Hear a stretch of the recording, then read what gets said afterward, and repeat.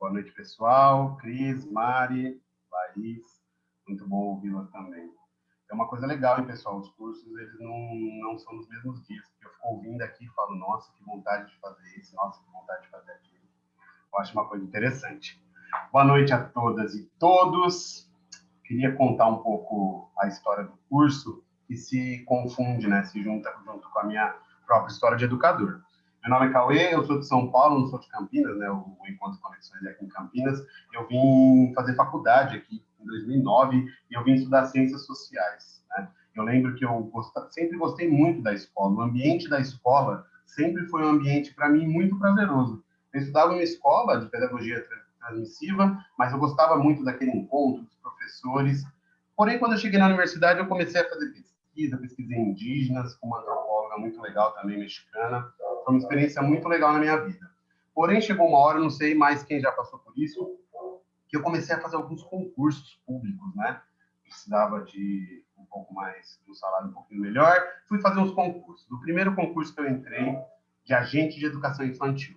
Aqui em Campinas, agente de educação infantil é quem trabalha na educação infantil, é como se fosse um auxiliar, um monitor, né? Tem lugares que tem vários nomes diferentes. Quando eu cheguei, e aí eu fiz o concurso, eu lembro que o inscrito no concurso era que ia ficar com crianças de 0 a 6 anos. Quando eu chego na primeira escola, que foi a escola que eu fiquei, eu estava em uma turma de berçário. Eu entrei na escola e tinham uns 8 ou 9 bebês. Era começo do ano, então eles eram bem pequenos. 4 meses, 5 meses. E eu entrei, né, na época, no ano de 2013, foi o ano que eu entrei, e aí eu era estudante de ciências sociais, como eu disse para vocês, e tem todo o estereótipo, né? Então minha barba não era desse tamanho, meu cabelo não era muito bem cortado, assim, desse jeito que ele está, e eu, homem na educação infantil, grande, barbudo e cabeludo, com os bebês. E eu sempre digo, e aí eu lembro de uma frase do Manuel de Barros, que é: passava os dias ali, quieto, no meio das coisas miúdas, e me encantei. E eu me encantei pelos bebês. E a minha esposa, minha companheira, ela trabalhava, começou a trabalhar mais ou menos nessa época, no tema, na escola Tema Educando. E aí eu lembro bem, eu vi que a Camila está aqui, e eu lembro que ela falava, Camila Isoli, né? Eu lembro que ela estavam estudando sobre mini-histórias.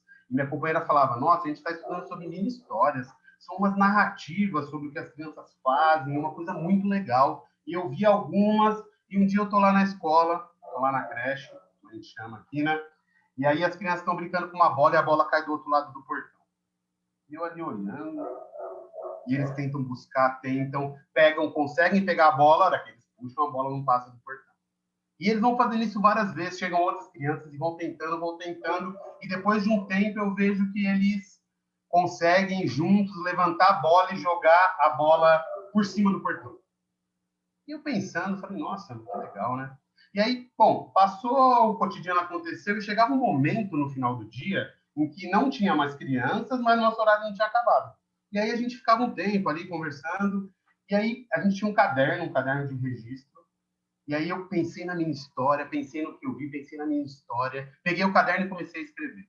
Comecei a escrever, e aí eu lembro que dizia, né, nas minhas histórias, você deixa o pensamento fluir, vai relatando o que aconteceu, mas vai refletindo sobre isso também. Eu fui indo, e aí eu lembro, é muito engraçado, eu tenho esse texto até hoje, e aí eu falava, nossa, rolou uma relação dialética ali, porque teve uma tese, uma antítese, uma síntese, comecei a juntar com algumas coisas que eu tinha estudado, escrevi um texto grande e tal. E aí isso foi meio que um marco ali no nosso grupo. E aí eu comecei, no grupo que eu trabalhei, eu comecei a pensar um pouco sobre isso, comecei a estudar um pouco sobre isso, e foi muito legal que foi quando surgiu o Encontros também, o Encontros é de 2015, se não me engano, e aí tinha curso sobre isso, e eu comecei a estudar mais, e eu vi que tinha um termo que juntava as coisas, que era documentação pedagógica. E aí a gente começou a estudar sobre isso, comecei a ler sobre isso, e pensar sobre isso, e trazer isso para a prática cotidiana com as crianças, com as outras educadoras, e foi uma experiência incrível, muito interessante. E aí eu fui percebendo que essa experiência, mais do que criava, ela desvelava algumas coisas. Eu comecei a ver, quando a gente começou a registrar, quando a gente começou a escrever, quando a gente começou a fotografar, não eram coisas muito comuns assim. tinham fotos e relatos, mas não eram muito comum isso ser pensado, isso ser planejado. E aí, quando a gente começou a estudar a documentação pedagógica, a gente começou a pensar sobre isso, né? E esse curso, que eu fico muito feliz de poder oferecer, de estar o encontro dar essa chance também. Eu já fiz alguns cursos com encontros e conexões e algumas formações em escolas da rede pública. E aí eu comecei a pensar, bom, como eu posso fazer com que essa abordagem, isso que é a documentação pedagógica, é uma coisa tão ampla e a gente vê cada vez mais pessoas falando sobre isso, isso é muito legal. Como eu posso fazer com que isso afete outras realidades, ou para transformar essas realidades, ou para comunicar realidades que às vezes já são transformadas e a gente não sabe. Como a gente consegue fazer isso? E a formação de professores é um caminho, do meu ponto de vista, para construir esse tipo de pensamento, esse tipo de reflexão.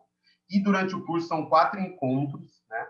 E a ideia é nós construirmos esses encontros a partir das pessoas que fazerem parte desse grupo, né? As pessoas que se inscreverem no curso, e a gente pensa quais são as realidades das pessoas, educação pública, tá? Mas qual é a faixa etária, infantil, fundamental, que agora eu estou no fundamental, eu vou falar para vocês, ensino médio, quem sabe, superior, estava lendo os textos desses dias de pedagogias participativas do ensino superior, uma coisa muito legal. Bom, mas a ideia é construir a partir do que as pessoas que estiverem no curso tiverem de demanda. Porém, tem uma essência. E eu acho que essa questão da essência é muito importante e eu vou passar por cima rapidamente com vocês. Primeiro, a questão de um entendimento amplo da documentação pedagógica como uma abordagem. E aqui eu uso uma separação muito interessante, didática, que o Paulo Fock, que fala muito sobre isso, tem, que é a documentação pedagógica enquanto uma abordagem, ela tem 3 coisas. Ela é um verbo, um substantivo e um conceito. Aí está mostrando a setinha. Um verbo, um substantivo e um conceito. O verbo documentar, né? Que é o ato de produzir registros, seja quais forem, escrito, tabela, foto, vídeo. O substantivo documentação, que é o produto comunicado. Eu pego isso que eu fiz e comunico de alguma forma. Essa é a documentação pedagógica enquanto substantivo documentação. E o conceito em si da documentação pedagógica. Esse conceito amplo, que junta o verbo com o substantivo, eu acho que ele tem uma tríade, que é essa tríade que vocês têm aqui no meio, e que, olhando a prática, olhando a teoria, olhando as intenções do que a gente quer, onde a gente quer chegar, né? A Laís falou aí do trabalho árduo, né? Eu lembro sempre daquela frase do John Dewey, que dizia assim, o que eu falo é simples, mas não é fácil, que é uma coisa interessante da gente pensar, né? Então, essa tríade que sustenta esse conceito da documentação pedagógica, no meu ponto de vista, ela tem uma imagem de criança e de educador competente, e é muito interessante porque essa imagem de criança competente é uma imagem que a gente consegue achar lá nas diretrizes curriculares nacionais para a educação básica de 2013, tem uma definição gigante de imagem de criança lá, mas basicamente um sujeito histórico de direitos, constrói sentido sobre o mundo, produz cultura em relação e um papel ativo. E essa criança competente só faz sentido na abordagem da documentação pedagógica com um educador competente, né? Pensando em analogias, nem o educador que está à frente, ou o educador que está à frente ou atrás, mas ao lado da criança na construção do processo de aprendizagem. Essa imagem de criança e de educador se organiza através de uma pedagogia, né? Uma pedagogia participativa, que se constrói em oposição à pedagogia transmissiva, né? Essa pedagogia, a pedagogia transmissiva é a clássica que o Paulo Freire chamava de educação bancária, né? Que a gente deposita o conhecimento nas crianças, é o oposto disso. É uma pedagogia participativa. E a gente está falando de educação no geral, de novo, de 0 a 100 anos, né? Como dizem por aí. Essa pedagogia participativa tem uma aprendizagem uma aprendizagem focada no fazer e não na transmissão, tem um conteúdo significativo, um currículo integrado, uma produção de propostas que tem a ver com resolução de problemas. Né? Então, o educador e a criança competente em uma pedagogia participativa. Porém, esse educador e essa criança estão no espaço-tempo institucionalizado chamado escola. E qual é esse tipo de escola? E aí eu cito novamente o Paulo Fock, que fala, na verdade, traz uma citação do Francesco Tonucci, dizendo de dois tipos de escolas que ele não quer e um tipo de escola interessante, né? A primeira escola seria a escola das liçõezinhas. A escola das liçõezinhas é que sempre tem o que fazer. Sempre tem ali alguém dizendo o que a criança tem que fazer. Faz isso, isso, isso. E tem a escola das atividades, que é o contrário, que, bom, se é pela criança, então deixa a criança fazer por si. E deixa a criança ao abandono. Uma escola do meio, que é uma escola das investigações. Aí, criança competente, com educador competente, através de uma pedagogia participativa, numa escola das investigações.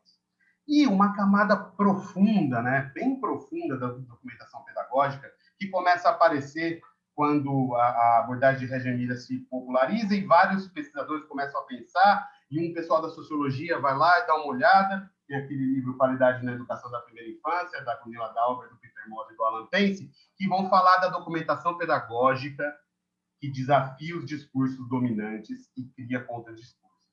Um discurso dominante, por exemplo. As crianças só aprendem todas juntas no mesmo tempo, de uma mesma forma, no mesmo lugar. Isso é um discurso dominante do ponto de vista amplo. Mas e um discurso dominante que existe em vários lugares, que é a gente sempre pensar que, se eu tivesse essa condição, eu faria assim. Se eu tivesse aquela condição, eu faria assim. Eu sempre dizia que essa transformação que a documentação pedagógica fez lá no nosso cotidiano, de um berçário, de uma turma específica, nós percebemos que temos, pensando na educação pública, em várias realidades diferentes, temos muitos desafios, mas temos muita potência. Temos muita potência. E a documentação pedagógica faz essa potência ser refletida e faz com que essa potência seja vista. Então, a gente consegue compartilhar e a gente consegue ver que em vários lugares as coisas estão acontecendo. E, pensando nessa abordagem, a gente consegue negociar com o nosso cotidiano e esses discursos dominantes, ou regimes de verdade, né, trazem, esses discursos dominantes podem e devem ser desafiados e, a partir da nossa realidade, criar contra-discursos. E dizer como o educador competente, com uma criança competente, numa pedagogia participativa e numa escola das investigações, consegue tocar o seu cotidiano da melhor maneira possível. Então, um pouco a ideia desse curso também é um compilado de várias formações que a gente vem fazendo junto com Encontros e Conexões 2017, 2018, e também no final vai ter um espaço para dúvidas e perguntas.